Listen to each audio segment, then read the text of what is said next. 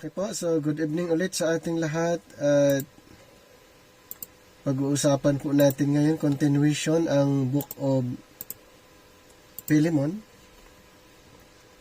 And so natapos natin yung ibang mga book. Ngayon dito na po tayo sa Book of Philemon. So ano ba ang nilalaman nito? Bago po natin pag-uusapan ang content ng Book of Philemon, ito ay naisulat naman during the imprisonment of Apostle Paul. So ang book na ito ay isinulat niya nung siya ay nasa kulungan. At may mga book din siyang naisulat, 6 nung hindi pa siya nakulong. Ito ay tinatawag na pre-prison epistles. Ano yung mga books na yon? Yung tinatawag na pre-prison epistles, Book of Romans, Book of 1st, 2nd Corinthians, Galatians, 1st, 2nd Thessalonians. Yan po ay isinulat nung hindi pa siya nakulong. Ito ay tinatawag na pre-prison epistles. At mayroon ding tinatawag na prison epistles, katulad ng Ephesians, Colossians, Philippians, and 1st, 2nd Timothy, Titus, and Philemon. At ang mga book na isinulat ni Apostol Pablo, ito naman ay naka-address direct doon sa church na tinatawag the Body of Christ. Kaya dito po sa chart natin, kung makikita nyo na divide into 3 klaseng time. Time past sa Ephesians chapter 2, 11 and 12. But now, Ephesians 2:13. Ages to come, Ephesians 2:7. Ibig sabihin, ang ating Bible ay may 3 time na i-describe ng 3 klaseng time. Time past. So ano yung mga books under the time past? From Genesis to the book of John. And then first part ng book of Acts, pinag-uusapan ang time past. Ang but now, from Romans to Philemon, and then ages to come, Hebrews to Revelation. So, ang mga books na ito ay isinulat na mayroong recipient. Katulad ng Genesis to the book of John, and then first part ng book of Acts, ang recipient po dyan ay ang mga kingdom believers. Mga kingdom believers. Sa But Now program, under Grace, ang Romans to Philemon ay isinulat din na ang recipient ay ang church, the body of Christ. At yung Hebrews to Revelation ay continuation lang. Ito din ay isinulat na ang recipient ay ang mga kingdom believers. Pag sinasabing kingdom believers, ito po yung mga Israelites, kasi sila po ay pinangakuhan ng kingdom, kaharian, na ang Panginoon ay maghahari sa bayang Israel. Kaya pag sinasabi natin na Genesis to the book of John, mostly yung books na yan ay naka-address doon sa mga Israelites. At ganun din ang Hebrews to Revelation, intended for the Israelites. So kung hindi ka Israelites, yung mga books na yun, hindi para sa'yo. Dahil ang book para sa atin bilang hindi kasama, bahagi sa bayang Israel, ay ang Romans to Philemon. Bakit sinasabi natin na itong mga books na ito ay para sa atin? Dahil si Pablo na pinili ng Panginoon ay pinili na maging apostol para sa mga Hintil. So mayroong dalawang group na very familiar sa Bible, yung Israel at saka Hintil. So kung hindi ka part doon sa 12 tribo ng Israel, ikaw ay Hintil. Kasi pag sinasabing Israel, referring to the 12 tribes. Referring to the 12 tribes of Israel. So outside doon sa 12 tribes, ay tinatawag na Hintil. Ngayon, ang Panginoon pumili ng apostol para sa mga Hintil, at yun nga si Apostol Pablo. At isinulat niya ang 13 books, Romans to Philemon, na doon natin matatagpuan ang instruction para sa church, the body of Christ. Kaya yung Genesis to the book of John, Hebrews to Revelation, yan po ay isinulat intended for the Israelites. Kaya pwede mong aralin mga books na yon for learning purposes according to Romans chapter 15 verse 4. For learning purposes, pero for equipping, for edification, for application, hindi pwede. Dahil ang mga book na yon ay mayroong receiver. Mayroon ng recipient ng mga books na yon.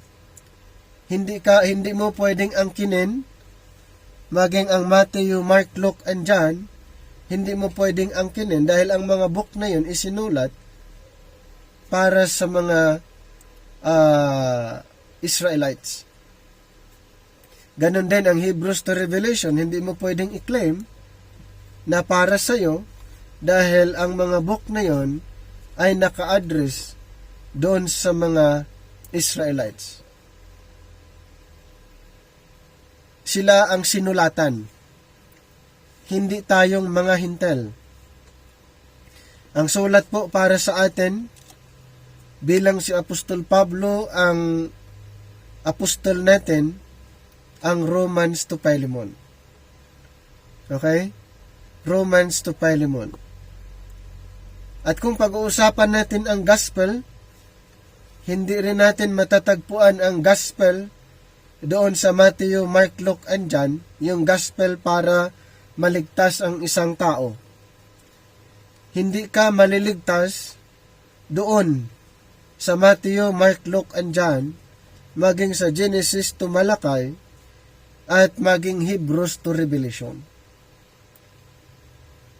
Hindi mo masusumpungan ang mensahe ng kaligtasan kung yun ang pagbabasihan mo, kung doon ka kukuha ng mga verses, gawin mong batayan na sabihin mo na ikaw ay maliligtas dahil pinaniniwalaan mo yung nasa Matthew, Mark, Luke, and John. Wala po doon ang gospel. Hindi po natin matatagpuan yung ebanghelyo ng kaligtasan sa panahon natin ngayon. Dahil ang kaligtasan sa panahon natin ngayon ay matatagpuan lang po sa sulat ni Apostol Pablo dahil siya ang apostol sa panahon natin ngayon. Under the but now. Okay? We are under the but now program. We are not under sa time past nor ages to come, but we are in the now program na si Apostol Pablo ang apostol ng panahon ngayon. Ibig sabihin, dahil siya ang apostol natin sa panahon ngayon, ang kaligtasan, ang mensahe ng kaligtasan ay matatagpuan po sa kanyang sulat. At maging siya ay natanggap niya ang mensahe. Ayon sa Acts 20:24, natanggap niya ang mensahe ng the message of grace.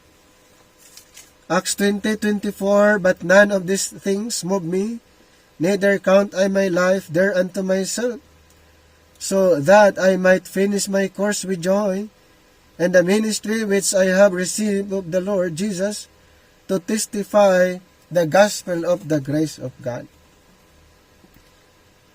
So ang gospel na dapat nating paniniwalaan under sa But Now program ay ang gospel of the grace of God.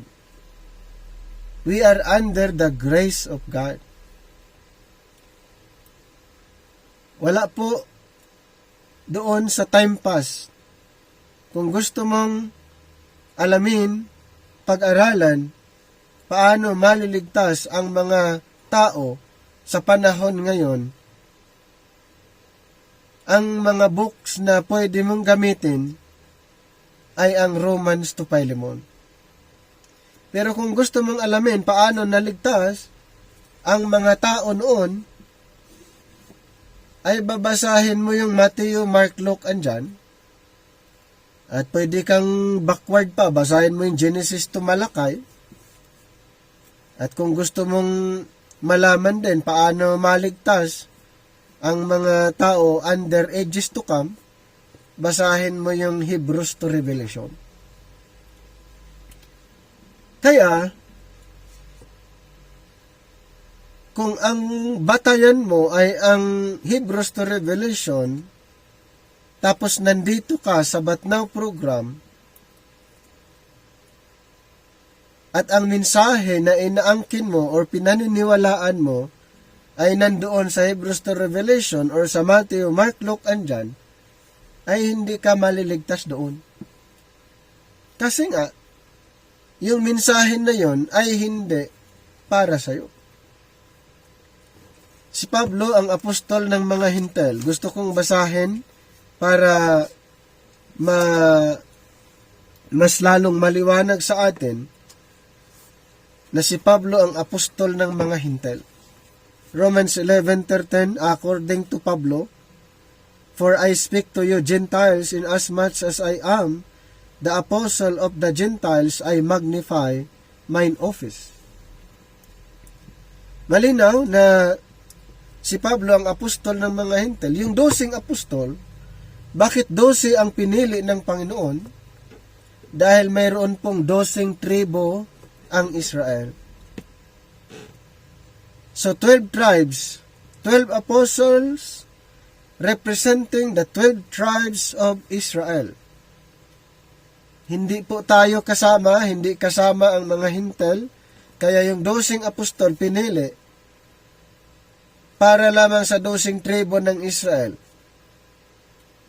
Ibig sabihin, nung pumili ang Panginoon ng 12, hindi kasama ang Hintil. Hindi tayo kasamang mga Hintil. Kaya kung wala si Apostol Pablo na pinili ng Panginoon, wala tayong apostol. Wala tayong apostol dahil ang 12 apostol ay para lamang sa Israel. At ang commission, ang marching order ng mga apostol ay sa Israel lang.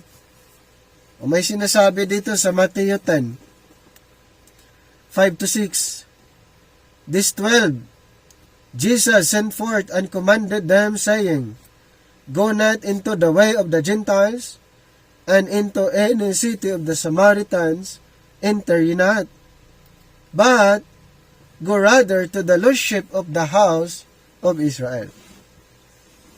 Sino po ang inutusan na pumunta sa house of Israel? Ang mga 12 apostol. Sila ba'y inutusan na pumunta sa mga Hintil? Hindi.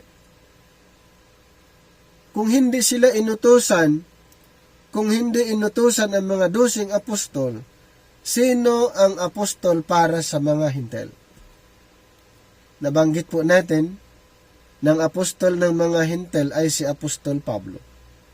Since ikaw, ako, tayong nandito ay Hintil, hindi kasama sa 12 tribo ng Israel, si Pablo ang apostol natin. Hindi yung 12. Hindi po yung 12, dahil ang 12 para sa 12 tribo ng Israel. Kaya kailangan magiging malinaw sa atin dahil pwede nating ma-misinterpret or ma-misuse ang Bible na karamihan naririnig natin basta mabasa sa Biblia, pwede na. Siguro maintindihan ng Panginoon kasi nasa Biblia naman. Hindi po. Kaya nga aralin natin ang Biblia para hindi kahit saan tayo nangunguha ng mga scripture, hindi basta-basta na yung hindi para sa atin ay angkinin natin. Magiging sayang lang po yung panahon, yung time, effort na pinipick up natin yung hindi para sa atin na mensahe. Meron tayong apostol, mayroong mensahe para sa ngayon, mayroong gospel para sa panahon ngayon, at yun po ang gospel para sa atin. The gospel of the grace of God. At dito, isinulat ni Apostol Pablo ang 13 epistles. At isa sa mga naisulat niya ay ang Pilemon. Isa sa mga naisulat niya ay ang Pilemon. Ito yung pang-13 na naisulat niya. Who wrote the book or the epistle of Philemon? So the Apostle Paul and Timothy directly named in Philemon in chapter 1 verse 1. And Paul is considered the main author dito sa book of Philemon. For more than 2 years, during his third missionary journey, Paul ministered in Asia Minor among the people of Ephesus. This was a successful period for the apostle to the Gentiles. Sino po yung apostle to the Gentiles? Si Apostol Pablo.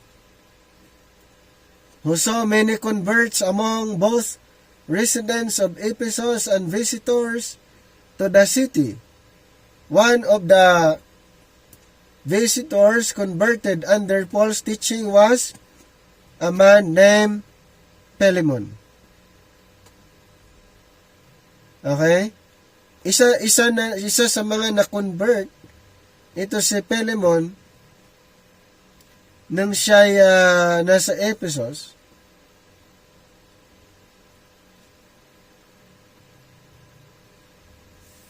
Ulitin ko po, one of the visitors converted under Paul's teaching was a man named Philemon, a slave owner from the nearby city of Colossae. And Philemon chapter 1, 19. Ibig sabihin, ito si Philemon ay mayroon siyang pera. Mayroon siyang business, negosyante. Ayan.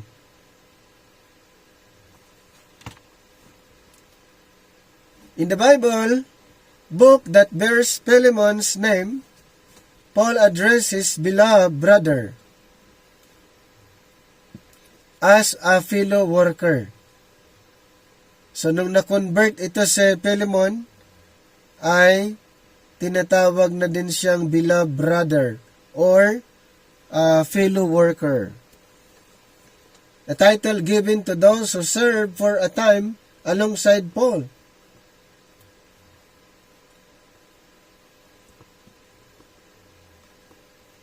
So, in chapter 1 verse 1 and 24, dito po sa isang record. Pero clearly, a kinship existed between Paul and Philemon, one that would serve a significant purpose in light of the circumstances that brought about the letter.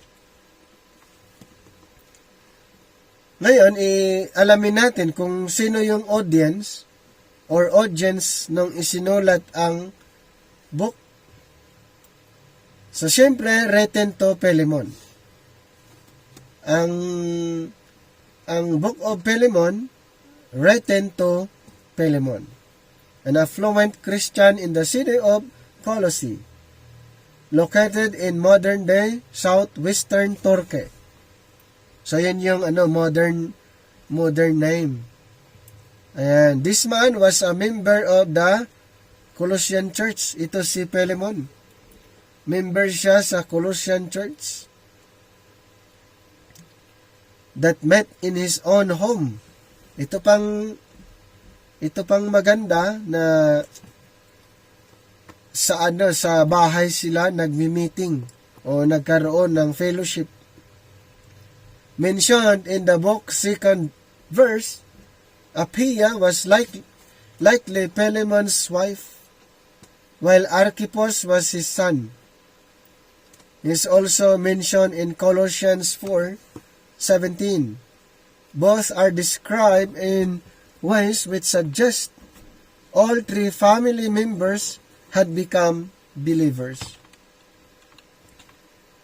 Continue, Philemon was wealthy. Philemon was wealthy enough to own a home large enough for church meetings. Saan po yung meeting ginaganap? Doon sa bahay ni Philemon. At na-describe naman na si Philemon ay isa siyang mayaman.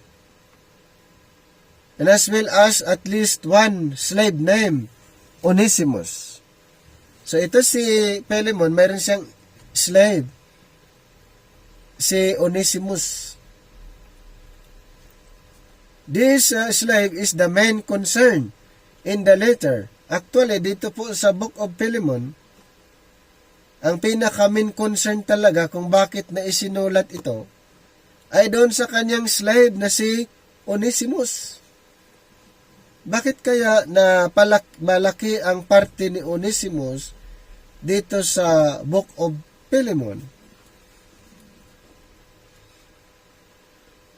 So he and the church members in Colossae knew Luke in Colossians 4:14, as well as Epaphras, who was apparently from Colossae in Colossians 4:12. The church also had close connections with churches in Laodicea and church led by Nympha in Colossians 4:15-16. And they also appear to have known at least by name Aristarchus, Mark, Barnabas, and Jesus as called Justus, according to Colossians 4:10, as well as Timothy, according to Philemon chapter 1 verse 1.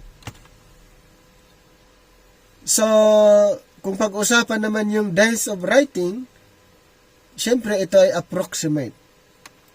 Hindi naman ito talaga ay certain, kundi ay approximate. AD 60 to 62. During Paul's house arrest in Rome, in Acts chapter 28, 30 to 31. Based on information from Colossians and Philemon chapter 1, 22. This letter was probably written near the end of this arrest and closer to AD 62. So, ulitin ko po, kung pag-usapan ang date of writing, ay wala pong certain or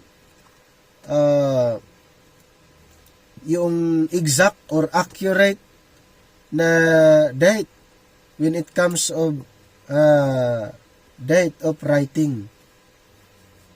So, approximate AD 60 to 62.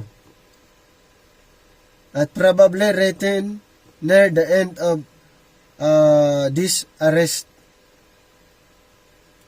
Kasi nga si Apostol Pablo ay inaresto siya sa Roma. Kaya nga yung na-mention natin kanina, nung isinulat ang Pilemon, ay nasa kulungan si Apostol Pablo.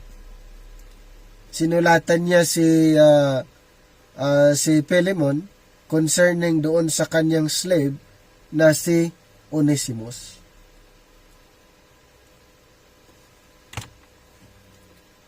Kung titignan naman natin yung overview dito sa book na ito, Philemon is the shortest of Paul's 13 letters. Itong Philemon ay yung Philemon, ito po yung kumbaga pinakamaikli na sulat niya out of 13 epistles. Yung Book of Philemon ay maikli lang. It is one of only 4 letters written to individuals along with 1 Timothy and 2 Timothy and Titus. This is also one of 4 prison epistles, ang Book of Philemon, along with Ephesians, Philippians, and Colossians. So, ulitin ko po, ang Book of Philemon na isulat, katulad ng Ephesians, Philippians, and Colossians, na kung saan si Apostol Pablo ay nasa loob ng kulungan habang isinusulat niya ang mga book na ito, ang mga libro na ito. Paul wrote this letter regarding Philemon's runaway slave. Sino kaya si Onesimus? Ulitin ko, isinulat ang Book of Philemon. Actually, ay para doon sa kanyang slave, runaway slave. Bakit kaya itong si Onesimus ay umalis doon sa kanyang amo? Meron siyang ginawa kasi na mali doon sa kanyang amo, kaya si Onesimus ay umalis sa bahay ni Philemon. At sa madaling salita, ito si Onesimus ay nakulong dahil gumawa siya ng mali. At kanyang na-encounter si Apostol Pablo doon sa kulungan. At si Onesimus na-convert, kaya siya ay pinabalik. Kaya si Onesimus ay pinabalik doon sa kanyang master na si Philemon. At sinabi pa ni Apostol Pablo, kung ano man ang mga nakuha niya, sa akin mo na lang singilin. Sinabihan niya si Philemon. So ito si Philemon na hindi nakarapat-dapat, hindi napapakinabangan. Yan ngayon ang sinabi ni Apostol Pablo, pakinabang na itong si Onesimus. Kaya, naisulat ang Philemon dahil kay Onesimus, itong runaway slave.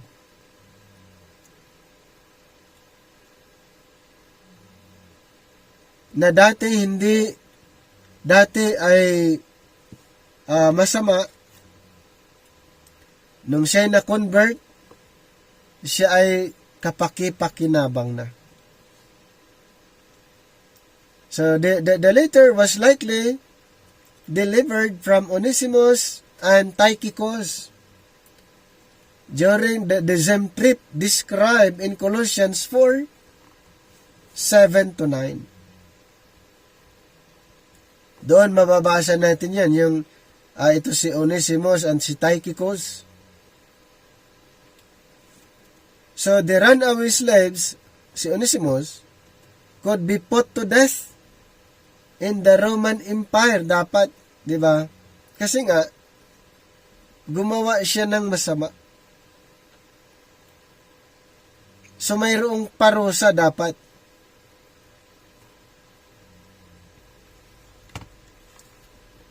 So after leaving Colossae, Onesimus traveled to Rome where he connected with Paul.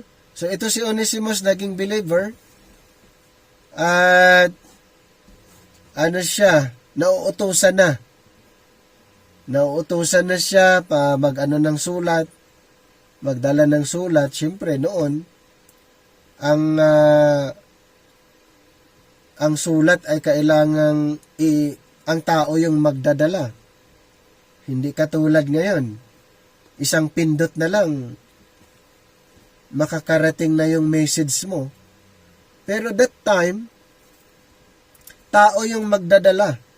At ito si Onesimus ay nakakatulong na. Onesimus traveled to Rome where he connected with Paul and became a Christian. Nagiging believer, nagiging grace believer itong si Onesimus. Paul then sent Onesimus back to Colossae. O diba, yun na yung trabaho. Itong si Onesimus, pag nagpapadala ng sulat si Apostol Pablo, kung saan ito si Onesimus ay nakakatulong. Paul then sent Onesimus back to Colossae and to Philemon. So sinend din siya doon sa kanyang master na si Philemon, along with this letter which encouraged Philemon to forgive his slave and release him. So yung dalang sulat ni Onesimus na ibinigay niya kay Philemon na kanyang master, yung sulat na yun ay mayroong request na patawarin itong si Onesimus at bigyan ng freedom. Palayain na. So, di ba, nagkasala ito si Onesimus kay Philemon, pero pumunta ngayon, dala niya yung sulat na sulat ni Pablo at request. Sinabi niya kay Philemon, patawarin mo na ito si Onesimus. I-release mo na siya. According to the tradition, si Onesimus ay nagiging leader sa isang church. Ito ay ayon sa traditional belief na later on siya ay nagiging leader daw sa isang church. Probably dahil siya nga ay effective. Siya ay nagagamit na. So probably na siya ay nagiging leader din ng isang church. Pero ulitin ko, si Onesimus ay na-convert, naging believer, at nakakatulong na sa ministry. Nakakatulong na siya sa ministry. So, a slave named Onesimus had escaped from his owner. Ito nga yung na-mention natin nung hindi pa niya na-encounter si Apostol Pablo. Nag-work siya kay Philemon and then tumakbo, umalis.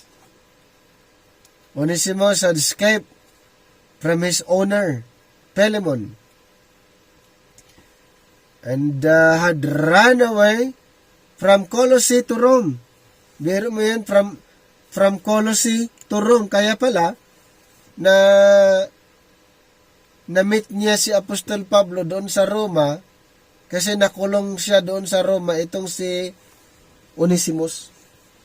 Nandun si Apostol Pablo at doon siya na-convert sa loob ng kulungan. Itong si Onesimus.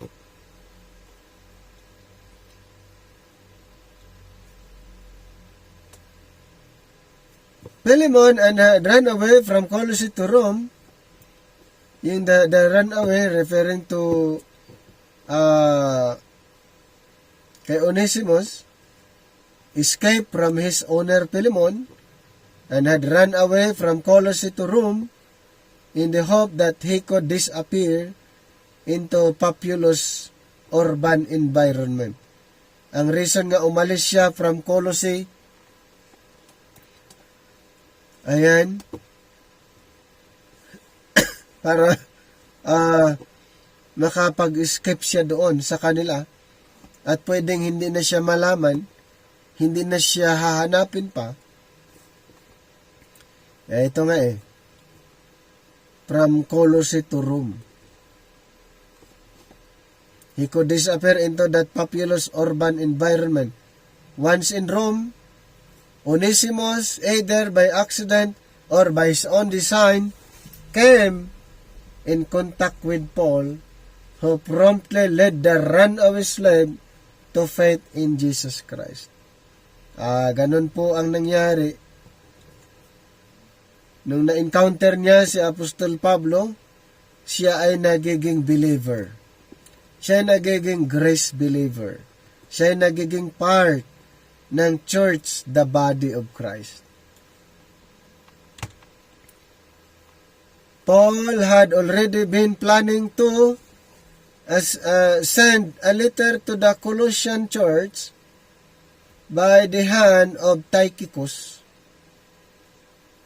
So in AD 60 or 61, from a prison cell in Rome, Paul wrote a personal letter to Philemon and sent Onesimus, the slave, back to Colossae.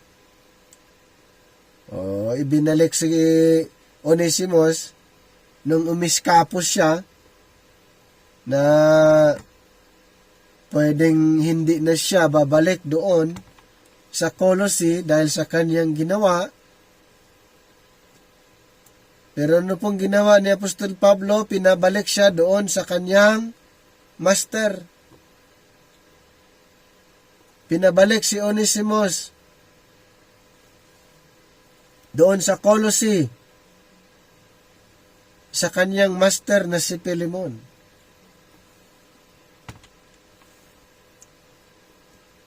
Ngayon, bakit napakahalaga ito, ang book na ito? The letter to Philemon reminds us that God's revelation to humanity is intensely personal. In more formal biblical works such as the Gospel of the Epistles to the Romans, or even Paul's letters to churches at Philippi or Colossae, it might be easy to get the impression that God does not care or have time for the trials and tribulation in single household. Philemon stands as one piece of strong evidence to the contrary, revealing that lofty doctrines such as the love of God, forgiveness in Christ, or the inherent dignity of humanity have real and pertinent impact in everyday life. So the book of Philemon illustrates that principles like these can and should profoundly affect the lives of believers. So yun yung ang matutunan natin dito sa Book of Philemon. Forgiveness ang actually dun Kung titignan mo, dahil si Onesimus, isang slave, pinabalik ni Apostol Pablo doon sa kanyang master at nagsulat siya kay Philemon na patawarin na, i-forgive na itong si Onesimus. Yun po ang request.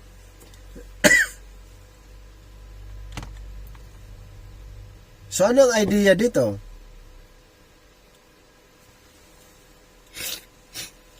Paul's message to Philemon was a simple one. Merong message si Pablo doon kay Philemon.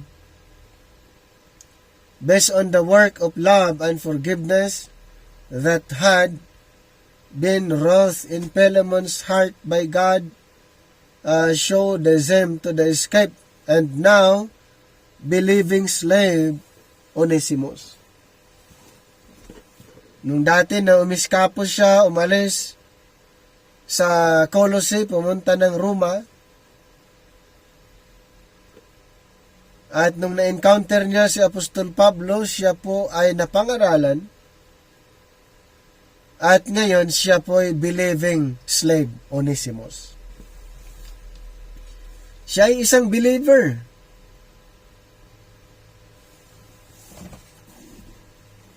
Hindi na siya katulad nung dati.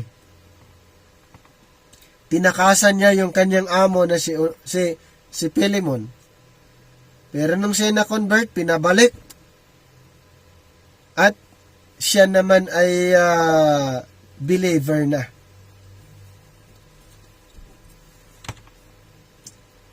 The apostles' message would have had extra force behind it because he knew Philemon personally.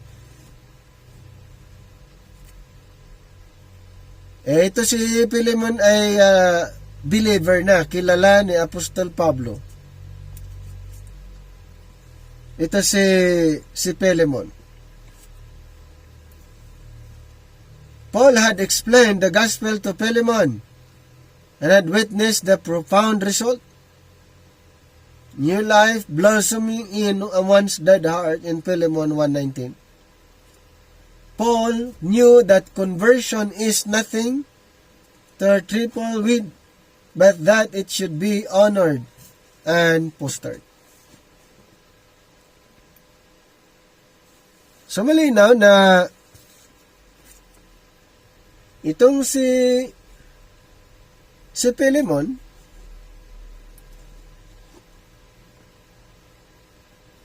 at si Apostol Pablo ay magkakilala sila, matagal na silang magkakilala, at ito si Philemon ay believer. Ito si Philemon ay grace believer, at si Onesimus noon hindi pa. Pero si Philemon ay believer na nung na-slave niya si Onesimus. At nung nagkasala, ito si Onesimus may kinuha na convert, kaya sinulatan ngayon ito si Philemon. Pinabalik niya yung slave na si Onesimus at hindi na siya katulong. Hindi na siya slave. Siya ay kamanggagawa na, co-worker. So Paul made a request. He wanted Philemon to forgive Onesimus. Diba, yun yung sinabi niya, na-mention natin. Sinulatan niya si Philemon, sinulatan ni Pablo, patawarin na si Onesimus to accept the slave as a brother in Christ. Hindi na siya slave. Siya ay brother in Christ na. O, yun yung request ni Apostol Pablo. Sinabi niya, patawarin mo si Onesimus na iyong slave. Pero ngayon, siya ay brother in Christ. Hindi na slave. And to consider sending Onesimus back to Paul, as the apostle found him useful in God's service. Ayon sa Philemon 1:11-14.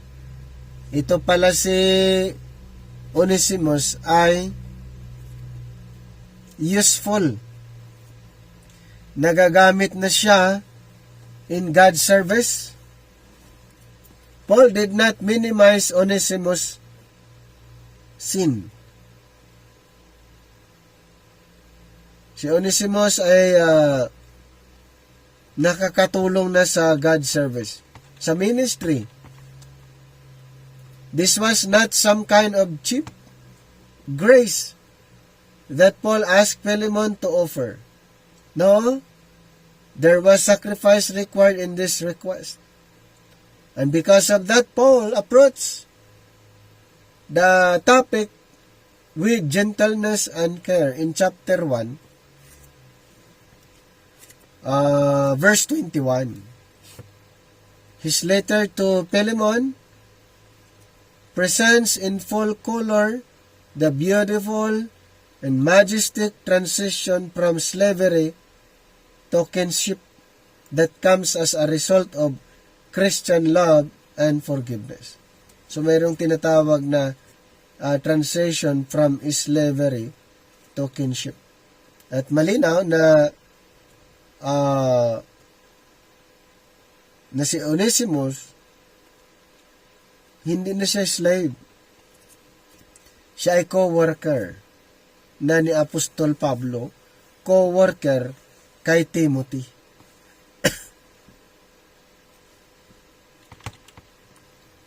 So ano yung overview na makikita natin dito sa Book of Philemon?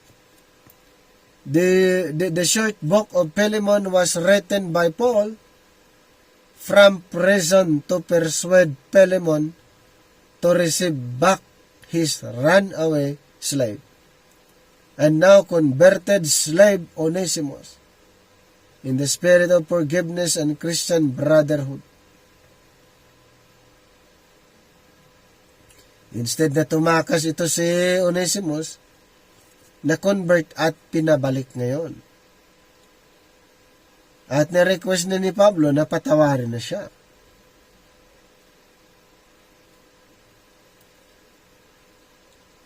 So, ulitin ko, the short book of Philemon was written by Paul from prison to persuade Philemon to receive back his runaway and now converted a slave Onesimus in the spirit of forgiveness and Christian brotherhood. Yun lang talaga ang intensyon ni Pablo kung bakit isinulat niya ang Philemon. Pabalikin si Onesimus. So the themes of forgiveness and reconciliation are featured within the complex social dynamic of first century slavery. The grace of Jesus Christ which we have freely received must also be freely extended towards others. Okay? So, the grace of Jesus Christ which we have freely received. Yung grace ng Panginoon. At isa doon nga sa nakaranas ay si Onesimus. Si Onesimus, siya ay na-restored, naging believer, kapake-pakinabang doon sa congregation. Kung titignan natin yung basic outline dito, chapter 1, 1 to 7, ang pinaka-content dyan ay ang atmosphere for forgiveness and reconciliation. Effective faith shows itself in practical love. In 1816, appeal for forgiveness and reconciliation. Broken human relationships can be transformed by our own relationship in Christ. So a book of human relationships can be transformed by our new relationship in Christ. In verses 17 to 25, the application of reconciliation. The grace of Jesus Christ provides the motivation for Christian reconciliation. Ayan po ang ayon sa sa outline ng Philemon. So the book of Philemon is a prison epistle. Pinag-usapan din natin kanina yan. Which Paul wrote in circa 61 AD. So the key principalities or personalities of Philemon are Paul, Philemon, and Onesimus. So ito yung mga key personalities sa book of Philemon. Paul, Philemon, and Onesimus. It was written to Philemon as a plea to request forgiveness for his runaway servant Onesimus.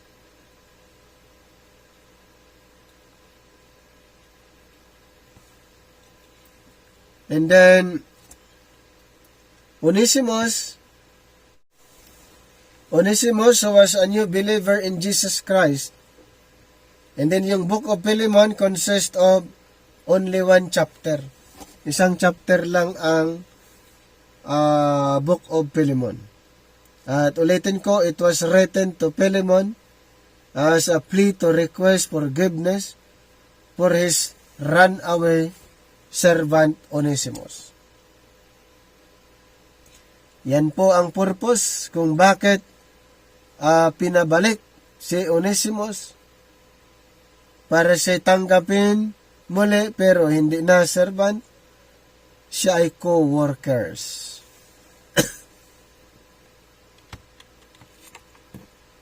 In verse 1 to 7, or in verse 1 to 7, Paul gives his greetings to Philemon and presents his appreciation and gratitude for him as a brother and worker in Jesus Christ. So ito si Onesimus ay hindi na siya worker.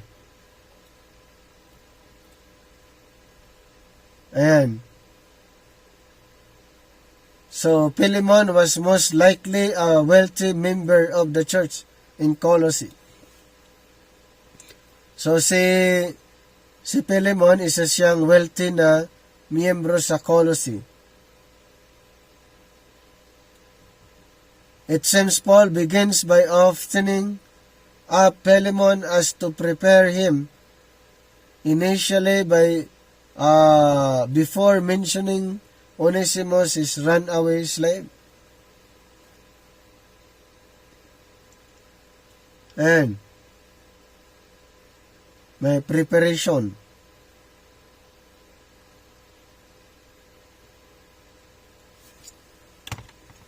And then Philemon was apparently angry with his absent slave. Siyempre naman, ito si Philemon was apparently angry with his absent slave. Ano sabi sa verse 6? I pray that the fellowship of your faith may become effective through the knowledge of every good thing which is in you for Christ's sake. Ayon po ang nangyari.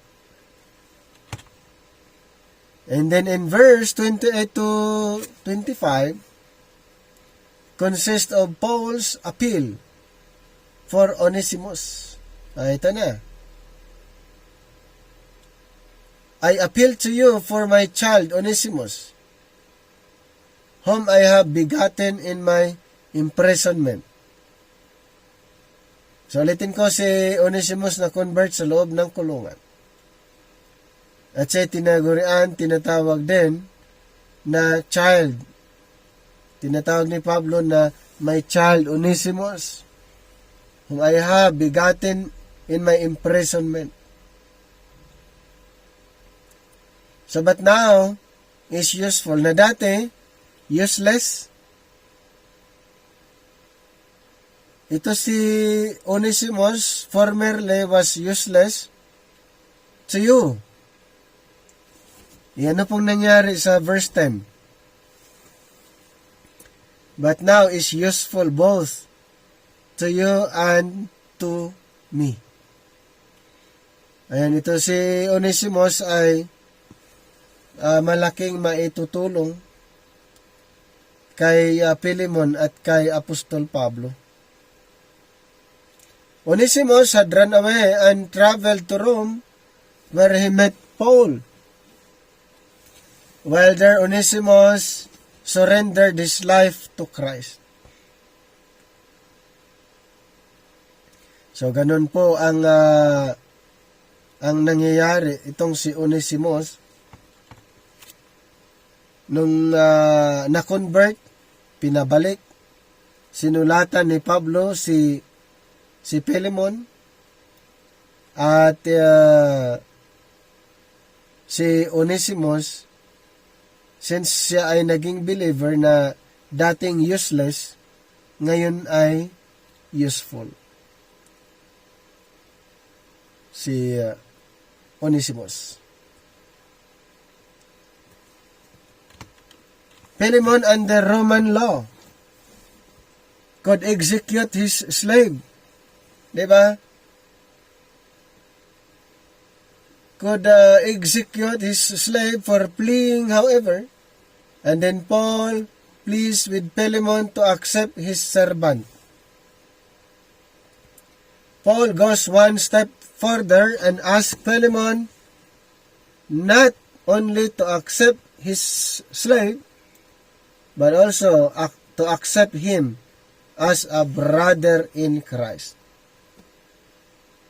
Nakita niyo na yung sinulatan ni Pablo si Philemon, hindi lang siya tanggapin bilang slave, but tanggapin mo siya bilang kapatid ni Kristo and overlook his fault and errors. So, ganun yung sulat ni Pablo kay Philemon, na wag mo na siyang singilin pa, wag mo na siyang itakwil pa, tanggapin mo na bilang alipin, at hindi lang yon, dapat siya tanggapin bilang brother in Christ.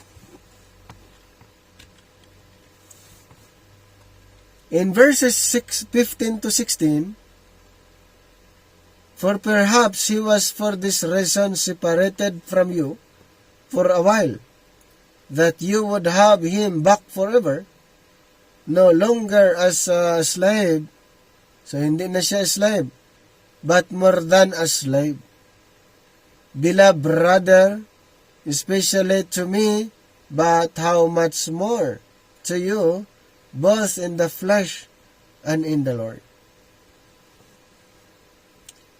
So, si Onesimus would carry this letter back and give it to Philemon. So, ganun po ang nangyari.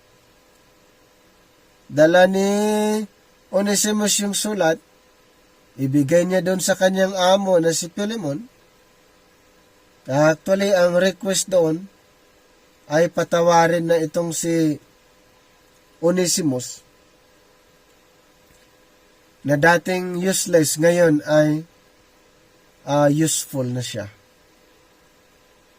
Onesimus is later mentioned at the end of the book of Colossians as a faithful and beloved brother. Sino? Si Onesimus. Hindi na siya katulong, alipin, siya ay brother in Christ. So Paul's letter to Philemon was doubtless written from his Roman prison, as were Ephesians, Philippians, and Colossians. Na-mention natin kanina yan. He begins by calling himself a prisoner. And in verse 10, he speaks of his bonds. And in verse 22, he says, I trust through your prayers I shall be given unto you.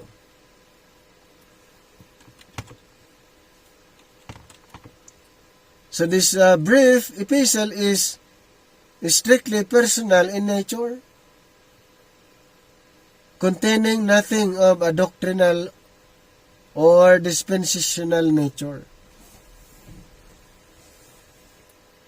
Paul's attitude, however, in relation to the runaway slave, Onesimus does represent and reflect in a remarkable way the grace message which Paul preached. And so in relation to the runaway slave Onesimus,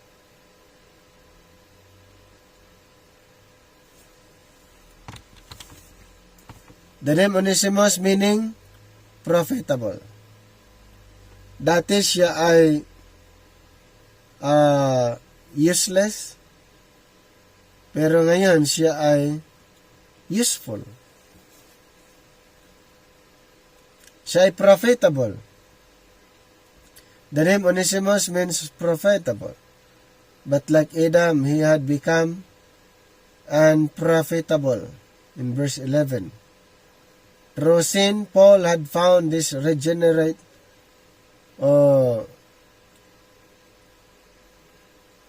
and had begotten him through the gospel into the family of God, even as in a truer sense, Christ today seeks out and finds sinners and regenerates them. So dito mapapansin natin, through the gospel into the family of God, even as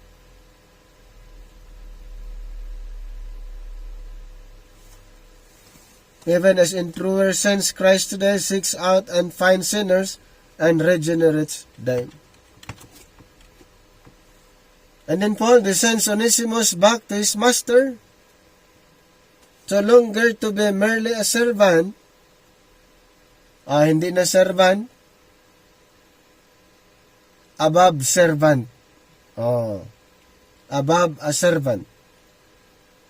A brother beloved, even as Christ presents us to the Father as beloved, as a beloved Son.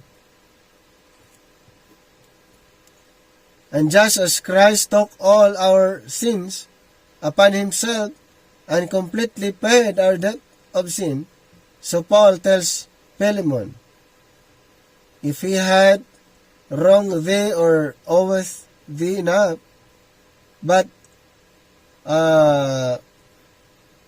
put that on mine account, I will repay it. Ito yung isa sa maganda sinabi ni Apostol Pablo na yung mali ni Onesimus doon kay Timothy, sabi niya, sa akin mo na lang singilin. Siya na ang responsible.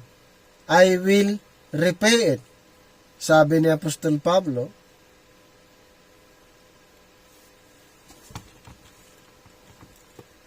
Surely we could find no greater exemplification of grace in the life of a believer than Paul manifested here.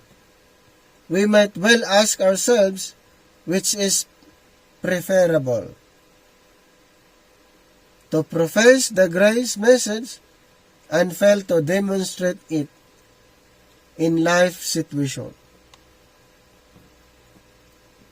or to be ignorant of the distinctiveness of the grace message, but show forth.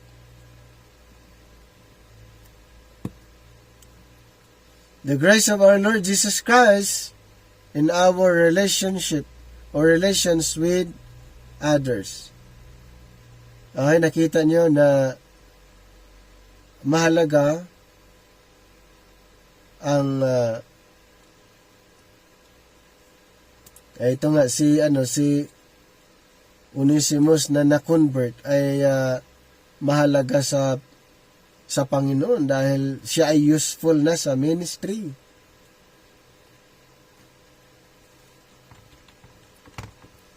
Of course, there is no need to take either. Alternative, we can be like Paul and stand both for the distinctive message of grace and demonstrate the marvelous grace of God.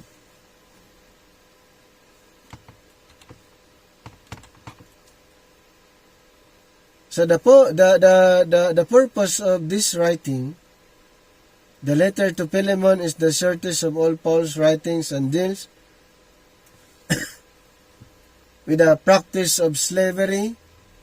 The letter suggests that Paul was in prison at the time of the writing.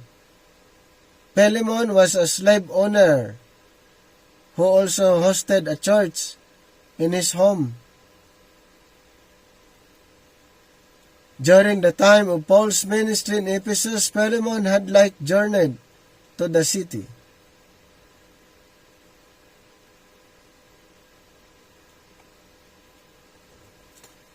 During the time of Paul's ministry in Ephesus, Philemon had likely journeyed to the city, heard Paul's preaching, and became a Christian.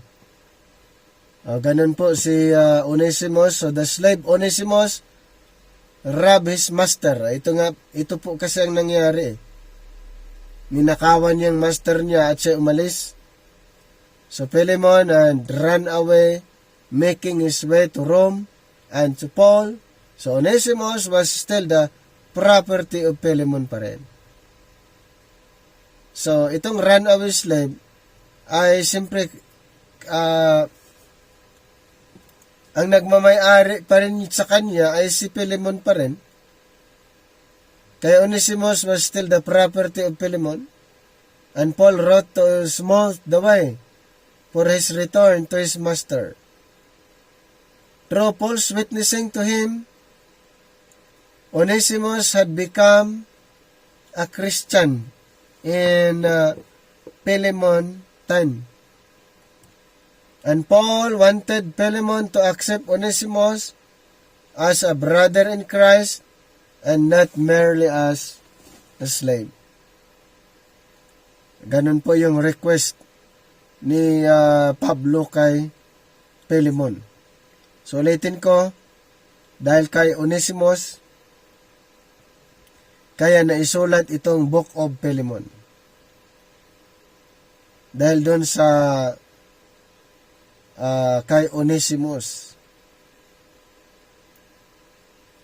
na dating hindi pakinabang, pero ngayon ay pwede na. Ito naman ang pwede nating i-consider na mga key verses sa Philemon 6. I pray that you may be active in sharing your faith so that you will have a full understanding of every good thing we have in Christ. Philemon 6:10, no longer a slave, but a better than a slave, as a dear brother. He is very dear to me, but even dearer to you, both as a man and as a brother in the Lord. Next is Philemon 18, if he has done you and wrong or owes you anything, charge it to me. Yung sinasabi ni Apostle Paul, kung mayroon man ganon, sa akin mo na singilin. Ang brief summary, Paul had warned slave owners that they had a responsibility towards their slave, and showed slaves as responsible moral beings who were to fear God. In Philemon, Paul did not condemn slavery, but he presented Onesimus as a Christian brother in Christ, or brother instead of a slave. When an owner can refer to a slave as a brother, the slave has reached a possession in which the legal title of slave is meaningless. So the early church did not attack slavery. So that time, uso pa kasi yung slavery that time. So the early church did not attack slavery.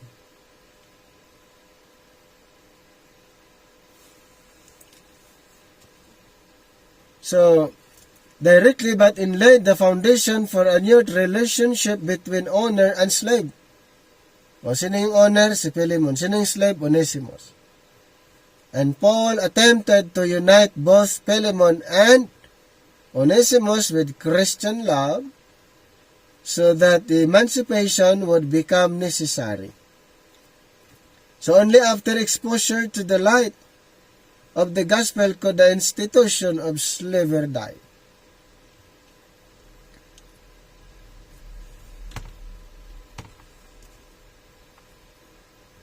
Kaya maganda na maunawaan din natin yung content nga dito sa Philemon, kahit isang chapter lang, pero napaka ganda po na matutunan ito pong Book of Philemon. Okay? Doon po malalaman natin na ang reason pala na naisulat ang book ng Philemon dahil kay Onesimus na tinatawag runaway slave na convert.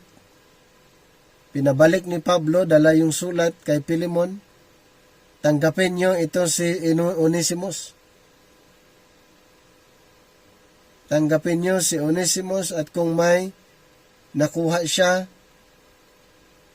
na pera or kung ano man doon sa kanyang amo na si Philemon, ang sabi ni Onesimus, ang sabi ni Pablo, sa akin yun na lang